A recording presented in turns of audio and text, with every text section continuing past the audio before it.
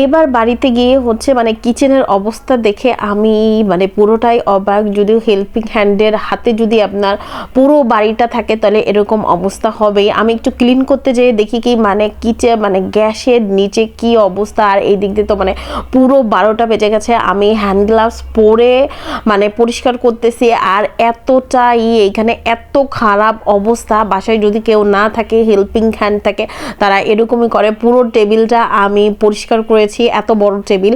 এইখানে হচ্ছে কোনো রকমেই পরিষ্কার হচ্ছিল না। দেন গরম পানি দিয়ে আমি পরিষ্কার করছি। যারা হেল্পিং হ্যান্ডের ভরসায় বাসার কাজ রেখে দেন তারা অবশ্যই নিজে এসে দেখবেন, কারণ বাসার সবাই মানে প্রত্যেকটা মানুষই ব্যবসা জবে ব্যস্ত থাকে, কারোই এতটা দেখার সময় নাই। তো আমি কোনো রকম আর কি এই জিনিসটা পরিষ্কার করছি আর কি।